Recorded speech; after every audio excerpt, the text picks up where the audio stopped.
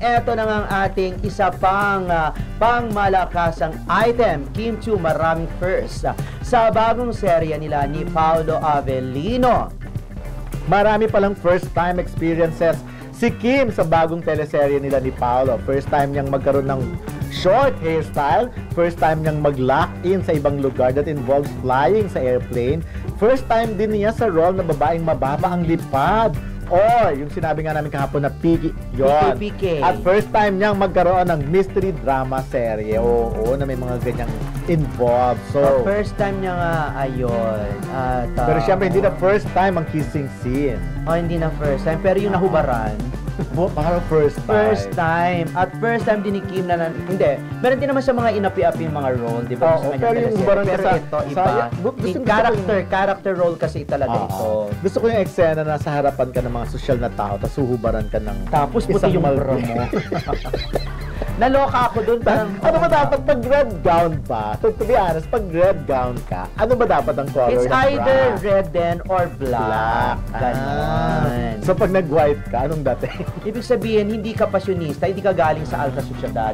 Okay. Mga ganon. Pero Pero, yung role naman niya, hindi naman siya galing sa alta sociedad. hindi. Parang gina-justify lang doon na talagang galing sa hindi maaluwang buhay o mayaman na pamilya si Kim doon sa character niya. At kita nyo sa trailer pa lang, makikita nyo kung paano mag-deliver ng linya niya si Kim. At isa sa pinaka talaga, isang punto para matawag kang isang mahusay na artista. Kapag ka nagda-dialogue ka na hindi lumalaki ang mata mo, walang masyadong pressure ang iyong muka. Kumbaga, hindi na distorted. kumukunot. Yun yung sinasabi. Hindi dapat daw- kumukunot na parang nakaano ka lang, ganun. Pero makikita dun sa mata mo, yung galit, yung frustration, yung lahat, ganon. So, hindi pwede yung parang, kasi dati may isang artista na sinisita dahil masyado nanginginig yung baba pag nagsasalita, pag deliver ng lines. So, paano ba ang tamang pag-acting? Hindi ba pwede, ayak sa'yo mo! Walang gano'n. Ikaw. Don. Ayan, game. Close up. Don, bago ka magsalita, dapat tingnan mo muna ang sarili mo. Okay. Hindi, yung hindi Hindi na mo kaya, hindi hindi mo na na distort yung face. Pero, yung Ano ba pinagsasabi mo, Don? Ayan. Grabe ka! tingnan ko. Grabe ka talaga sa akin, Don. Ano ba ang nagawa ko sa'yo? Okay, huwag masyadong mukha yung bibig. Nakasarado Don, yung bibig. ano nagawa ko sa'yo? Bakit ka ganyan? Yung nakapikit, Magkaibigan tayo, di ba? nakapikit naman. Papa, nakapikit. Na nagsasalita ka, galit na galit ka. Don, ano ba? Ano ba ang ginagawa mo? Ano ba yan? Basahin mo ng maayos ang script. Hindi talaga gumagano. Ganon. Nakakalok. Magaling ka artista, no? Of course. Kasi bagay mana ka kay Ate Guy, eh. Very honor din ang kakayahan mo. Kano ka ba nagmana? Ayaw ka magsabi. Game! Aminado na maraming first-time moments siya sa bagong serye nila ni Paolo Avellino. Ayon kay Kim, iba raw talaga ang atake at lalim ng bagong project nila. Mula sa mga eksena, karakter, hanggang sa emosyon na kailangan nilang ibuhos. May mga patinding confrontation scenes, dramatic breakdowns, at pati na rin mga kilig at intimate moments na first time niyang gawin sa isang teleserye. Dagdag pa ni Kim, malaking tulong daw si Paolo sa bawat eksena dahil ramdam niya ang pagiging in the moment nito sa bawat tagpo. Kaya raw mas napapadali ang paglabas ng tunay na emosyon at chemistry sa harap ng kamera. Reaction. Maraming fans ang natuwa at sobrang na-excite sa revelasyong ito. Kitang-kita talaga na si Kim ay patuloy na nag-level up bilang aktres.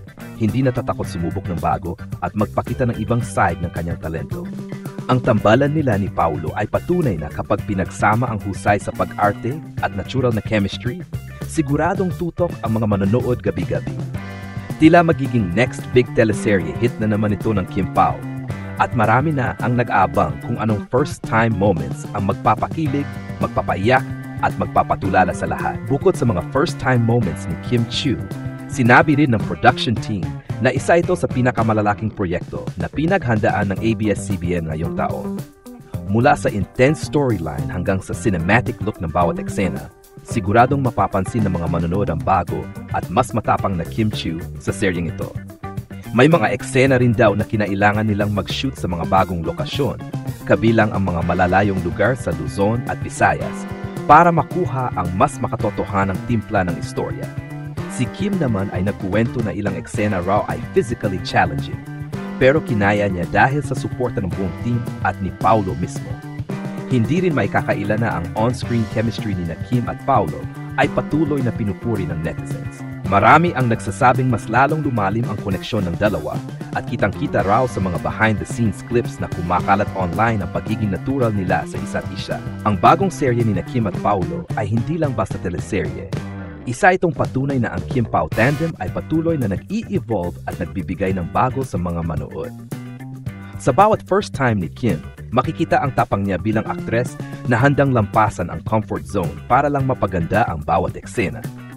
Kaya naman, siguradong trending na naman ang Kim-Pao sa oras na umere ito. Nakakabilib talaga si Kim Chiu dahil kahit matagal na siya sa industriya, hindi pa rin siya natatakot gumawa ng mga bagay na bago at hamon sa kanyang kakayahan bilang aktres.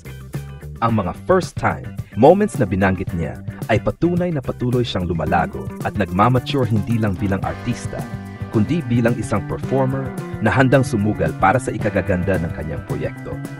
Ibang level na talaga ang dedication ni Kim sa craft niya. Mula sa paghahanda sa bawat eksena, sa emosyonal na bigat ng mga linya, hanggang sa physical demands ng role. Hindi biro ang mga eksenang kailangang ilabas ang matinding emosyon o ang mga intimate at daring scenes na kailangang gawin ng may respeto at profesionalismo. Pero dahil may tiwala siya sa kanyang co-star na si Paulo Avellino, mas nagiging magaan at makatotohanan ang bawat eksena. Si Paulo naman, kilala sa kanyang tahimik ngunit matinding presensya sa eksena. Kapag magkasama sila ni Kim, ramdam ng mga manood ang authentic connection na parang hindi umaarte. Marami tuloy ang nagsasabi na mas lalong lumalim ang chemistry nila. At ito ang isa sa mga dahilan kung bakit excited ang mga fans sa bagong seryeng ito. Ang mga Kim-Pao fans ay siguradong mas abangers pa ngayon dahil inaasahan nilang mas makita nila ang bagong mukha ni Kim Chiu. Mas matapang, mas emosyonal, at mas totoo. Isa rin itong inspirasyon sa maraming artista at tagahanga na huwag matakot sumubok ng bago dahil sa dulo, doon mo madidiskubre ang bago mong lakas. Sa bawat first time ni Kim, may kasamang kuwento ng tapang, dedikasyon, at pagmamahal sa sining ng pag-arte. Kaya naman, walang duda na muling papatunayan ng Kim-Pao kung bakit sila isa sa mga pinakamahal at pinakarespetadong tambalan sa industriya ng showbiz ngayon. Sobrang nakakatuwa at nakaka-proud. Ipinapakita nito na si Kim Chiu ay hindi natatali sa mga nakasanayan niyang role. Sa halip, patuloy siyang nag-i-explore, nag-i-experiment, at hinahamon ang sarili na gawin ang mga bagay na hindi pa niya nagagawa noon. Ang ganitong tapang at dedikasyon ay bihira, lalo na sa isang artistang matagal na nasa industriya. Makikita rin dito ang tiwala at respeto niya sa kanyang katambal na si Paulo Avellino, na kilala sa kanyang husay at lalim sa pag-arte. Dahil sa kanilang magandang working relationship, nagiging mas totoo at natural ang bawat eksena. Hindi lang ito tungkol sa kilig, kundi tungkol din sa kalidad ng acting at storytelling na kaya nilang ibigay bilang magka-partner. Para sa mga fans, tiyak na magiging espesyal ang seryeng ito dahil makikita nila ang ibang version ni Kim. Isang Kim Chiu na mas matapang, mas emosyonal, at mas handang ibigay lahat para sa kanyang role. Habang si Paulo naman ay patuloy na nagpapatunay na siya ay isa sa pinakamahusay na aktor ng kanyang henerasyon. Sa kabuuan, ang balitang ito ay nagpapakita ng bagong yugto sa Kim-Pao tandem, isang yugto na puno ng maturity, artistry at chemistry. Kaya hindi nakapagtataka kung bakit sobrang hype na ng mga fans ngayon. Alam nilang may magic na muling mabubuo sa pagitan ni Kim at Paulo sa kanilang bagong proyekto.